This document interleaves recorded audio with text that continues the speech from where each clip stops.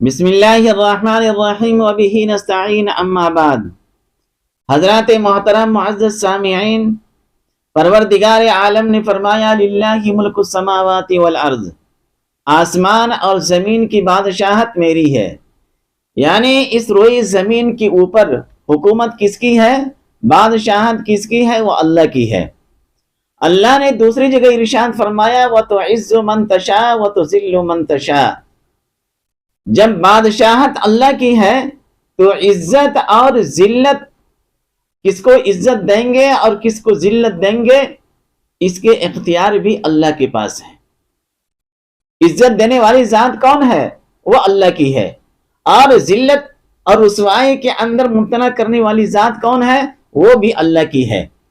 لیکن یہ حضرت انسان اس روئی زمین کے اوپر آ کر یہ چاہتا ہے کہ مجھے سماج میں، معاشرے میں، ملک میں، پوری دنیا کے اندر میری شہرت ہو، میری شہرت ہو، میری عزت ہو۔ کون؟ یہ حضرت انسان۔ کوئی بھی بڑا آدمی آ گیا، اس کے پہلو میں جا کر کے کھڑے ہو گئے تاکہ میں اس کے ساتھ میرا فوٹو بھی آ جائے، تاکہ ان کی شہرت کے ساتھ میری بھی شہرت ہو جائے، ان کی عزت کے ساتھ میری بھی عزت ہو جائے۔ جبکہ اللہ تبارک و تعالیٰ نے فرمایا کہ دنیا کی کسی چیز کے اندر نہ تو عزت ہے اور نہ تو ذلت ہے۔ دنیا کے کوئی بھی شے، کوئی بھی چیز نہ عزت کی مالک ہے اور نہ تو ذلت کے مالک ہے۔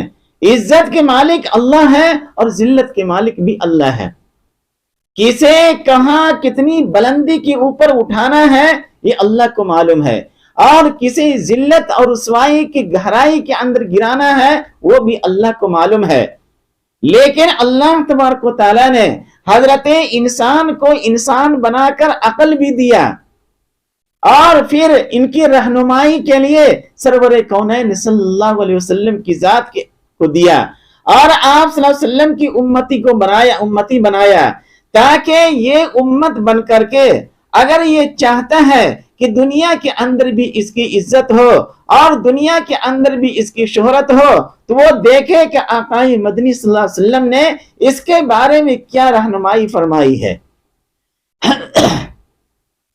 خود قرآن کے اندر دیکھیں گے اور پھر آپ صلی اللہ علیہ وسلم کی سیرت اور آپ صلی اللہ علیہ وسلم کی سنت کو دیکھیں گے تو معلوم یہ ہوگا کہ اگر کوئی شخص اللہ کو تلاش کرے، کیا کرے؟ وہ اللہ کو تلاش کرے، ہر موڑ کے اوپر وہ دیکھنے کی کوشش کرے کہ ہماری ذات سے، ہمارے اٹھنے بیٹھنے سے، ہمارے چلنے پھرنے سے، ہمارے مال و دولت سے، ہر ایک چیز سے اللہ راضی ہو جائے۔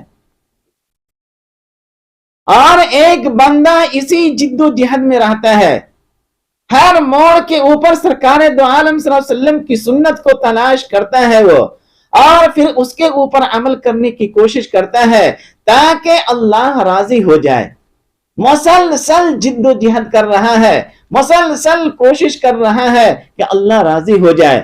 ایک موقع کے اوپر سرور کونین صلی اللہ علیہ وسلم نے ارشاد فرمایا کہ جب بندہ یہ دعا مانگتا ہے تو اللہ تبارک و تعالیٰ اس سے خوش ہو جاتے ہیں۔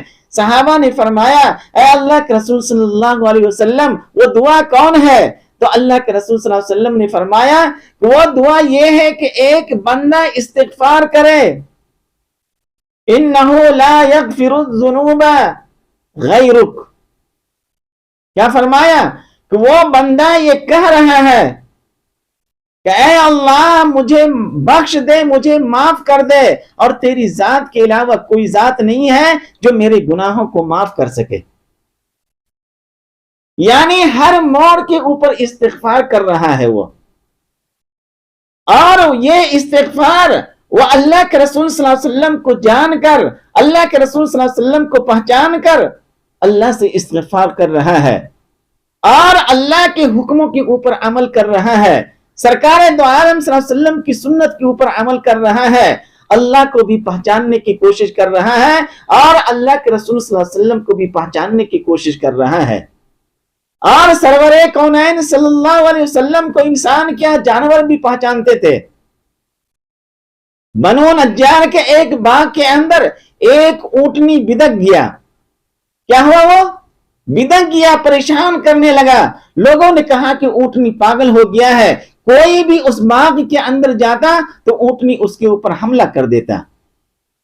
کئی دنوں تک اس بنو نجار کے باغ کے اندر کوئی بھی شخص نہیں پہنچے. سرکار دو عالم صلی اللہ علیہ وسلم کو خبر کیا آپ صلی اللہ علیہ وسلم نے فرمایا کہ چلو میں چلتا ہوں.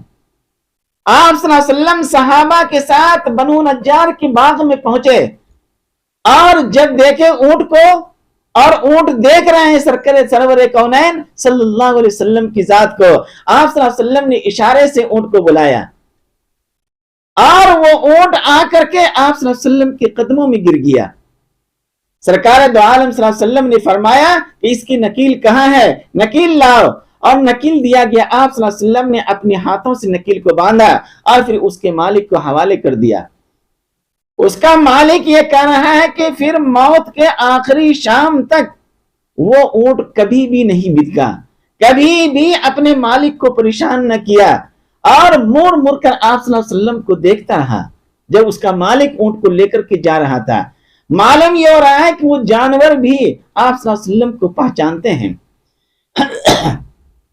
ایک انسان جب اللہ کو پہچاننے لگے اور اللہ کے رسول صلی اللہ علیہ وسلم کو پہچاننے لگے تو اللہ تبارک و تعالیٰ اس روئی زمین کے اوپر بھی اسے عزت دیتے ہیں اور اسے شہرت دیتے ہیں اور اس کو بہت اونچے مقام کے اوپر پہنچاتے ہیں، دنیاوی اعتبار سے بھی اور اخروی اعتبار سے بھی. اس وجہ سے انسان کو چاہیے کہ اگر اسے عزت چاہیے تو کثرت کے ساتھ استغفار کرے، اور اسے عزت چاہیے تو اللہ تبارک و تعالیٰ کو راضی کرنے کی کوشش کرے. ہر موڑ کے اوپر دیکھے کہ ہم کون سا عمل کریں گے، کون سا کام ایسا کریں گے جس سے میرا خدا مجھ سے راضی ہو جائے، اور جس سے اللہ راضی ہو جائے. اللہ تبارک و تعالیٰ اسے دنیا کے اندر بھی انعام دیں گے. کیسے انعام دیں گے؟ ایک موقع کے اوپر سرور کونین صلی اللہ علیہ وسلم نے ارشاد فرمایا کہ اللہ تبارک و تعالیٰ نے فرمایا کہ جب میرا بندہ میرے تلاش میں رہتا ہے اور میری جستجو میں رہتا ہے، یعنی اللہ کو راضی کرنے کی کوشش میں رہتا ہے، تو ایک وقت ایسا بھی آتا ہے، ایک مقام ایسا آتا ہے کہ اللہ تبارک و تعالی حضرت جبرائیل کو بلاتے ہیں اور حضرت جبرائیل کے ساتھ 70,000 فرشتے ساتھ ہوتے ہیں، اور حضرت جبرائیل سے کہتے ہیں کہ میرا فلاں بندہ مسلسل میری تلاش میں ہے، اور وہ بندہ فلاں ہے اور فلاں جگہ کی اوپر ہے، میں نے اس کے اوپر رحمت بھیج دی ہے.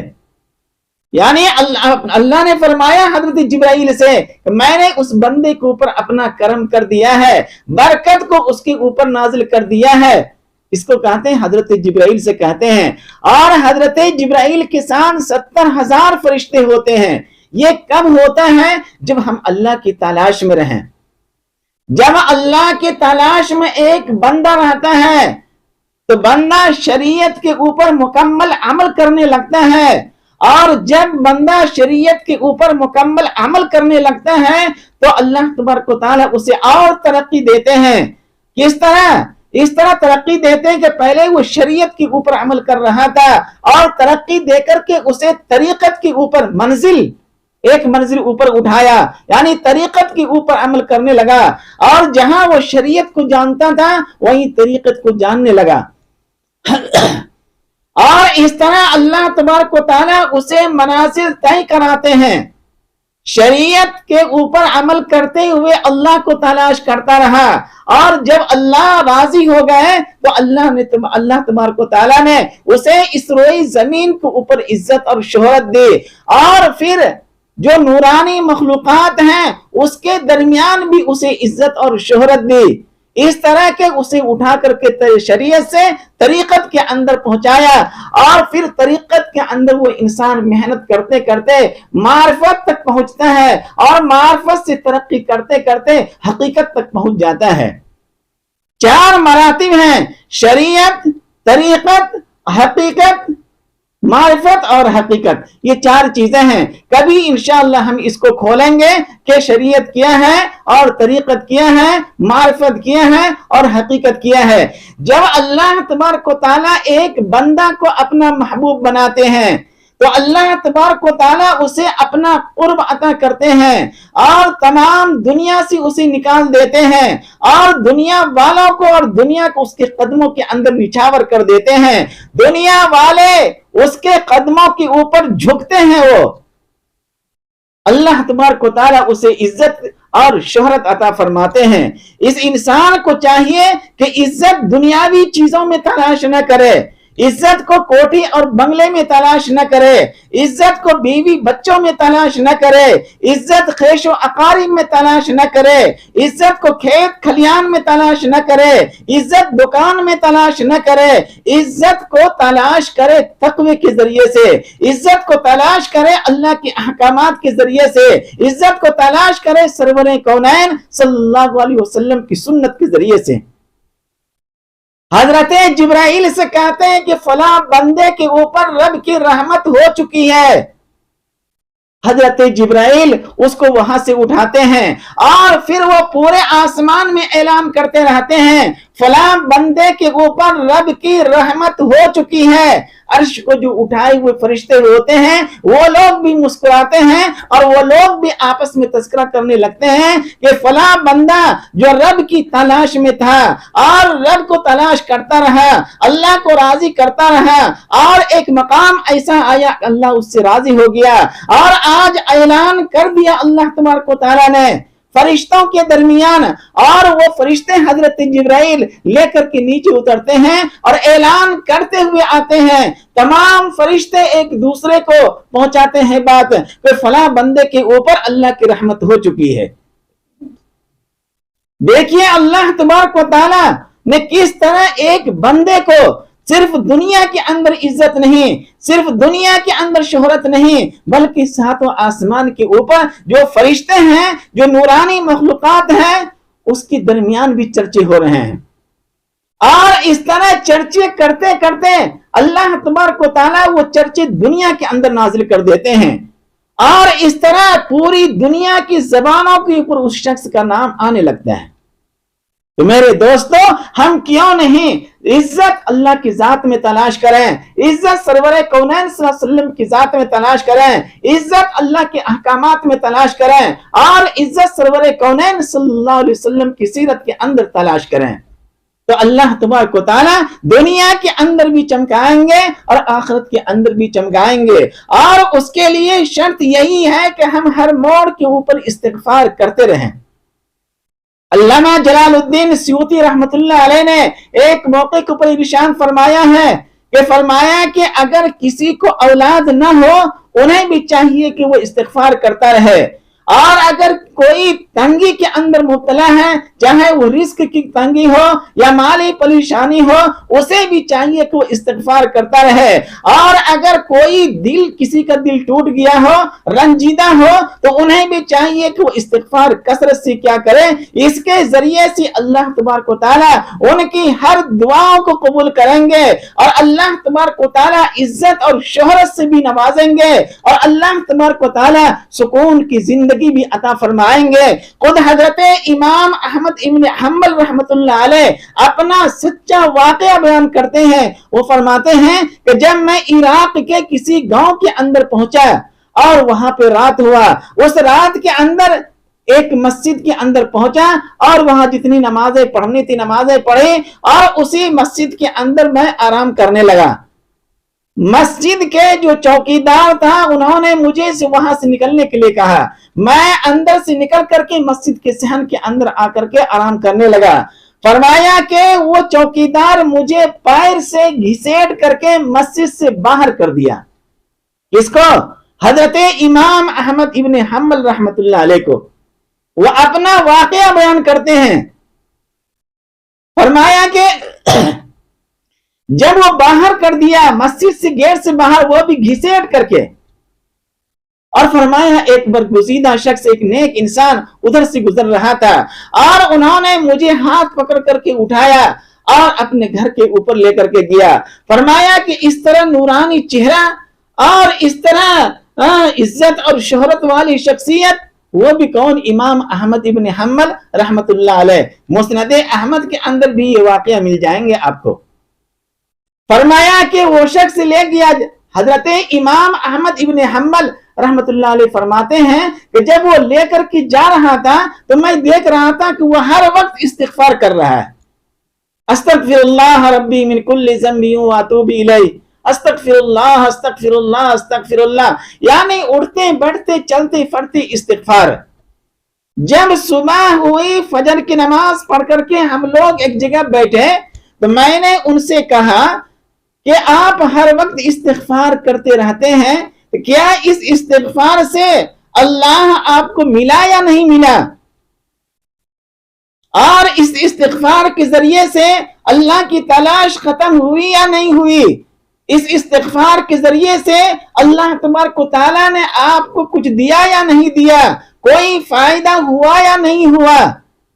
وہ شخص کہہ رہا ہے کہ حضرت اس استغفار سے مجھے اللہ تبارک و تعالیٰ نے سب کچھ عطا فرمایا جو دنیا کے اندر صبر و سکون کی زندگی گزارنے کے لیے ایک انسان کو ہونی چاہیے. وہ تمام چیزیں اللہ نے عطا کی اور اللہ نے اس شہر کے اندر مجھے عزت بھی دی، شہرت بھی دی، تمام چیزیں عطا کیا. کون کہہ رہے ہیں؟ وہ شخص کہہ رہے ہیں امام احمد ابن حنبل رحمت اللہ علیہ سے. اور فرمایا کہ تمام دعائیں، جتنی دعائیں ہوتی ہیں وہ تمام دعائیں اللہ تبارک و تعالیٰ قبول کرتے ہیں، اور قبول کرنے کے مطلب ہی یہی ہے کہ اللہ ہم سے راضی ہے. اس وجہ سے میں کثرت کے ساتھ استغفار کرتا ہوں اور جتنے بھی فرائض ہیں اللہ کی وہ ادا کرتا ہوں. ہر موڑ کے اوپر سرور کونین صلی اللہ علیہ وسلم کی سنت اور سیرت کو دیکھنے کی کوشش کرتا ہوں. لیکن ایک دعا ہے جو اب تک قبول نہیں ہوئی ہے. کون کہہ رہے ہیں؟ وہ شخص کہہ رہے ہیں امام احمد ابن حنبل رحمت اللہ علیہ سے کہ اب تک قبول نہیں ہوئی ہے. فرمایا کہ وہ کون سی دعا ہے؟ کہتے ہیں کہ وہ دعا یہ ہے کہ میں اللہ سے دعا کر رہا ہوں کہ میری ملاقات حضرت امام احمد ابن حنبل رحمت اللہ علیہ سے ہو جائے. کیا کہہ رہے ہیں؟ میری ملاقات. یہ دعا ہے اللہ سے، میں اللہ سے دعا کر رہا ہوں. ہر دعا اللہ نے قبول کی اور اس استغفار کے ذریعے سے اللہ تبارک و تعالیٰ نے مجھے ہر وہ چیز عطا فرمایا، لیکن ایک دعا اب تک قبول نہیں ہوئی ہے. حضرت امام احمد ابن حنبل رحمت اللہ علیہ نے فرمایا کہ دیکھ لو استغفار کی برکت کہ امام احمد ابن حنبل کو گھسیٹ کر کے تمہارے دروازے کے اوپر، تمہارے قدموں کے اوپر لا کر کے کھڑا کیا ہے. یہ ہے استغفار کی طاقت. جب اللہ تبارک و تعالیٰ عزت دیں گے تو دنیا کے اندر بھی دیں گے اور دنیا والوں کو کھینچ کر کے اور گھسیٹ کر کے آپ کے قدموں کے لا کر کے کھڑا کریں گے. امام احمد ابن حنبل رحمت اللہ علیہ کہہ رہے ہیں کہ آپ دیکھ لیجئے اس کی برکت کہ ایک ایسی شخصیت امام احمد ابن حنبل جو بحر العلوم کے نام سے جانے جاتے ہیں، علم کے سمندر ہیں، وہ ایسی شخصیت کہہ رہے ہیں کہ دیکھ لو استغفار کی طاقت کہ اللہ تبارک و تعالیٰ سے جو چیز مانگے تو اللہ تبارک و تعالیٰ نے اسے گھسیٹ کر کے تمہارے قدموں میں لا کر کے کھڑا کر دیا. اس وجہ سے میرے دوستو، ایک انسان خاص کر کے مسلمانوں کو یہ جان لینی چاہیے کہ عزت اور ذلت کے مالک کون ہے؟ وہ اللہ ہے.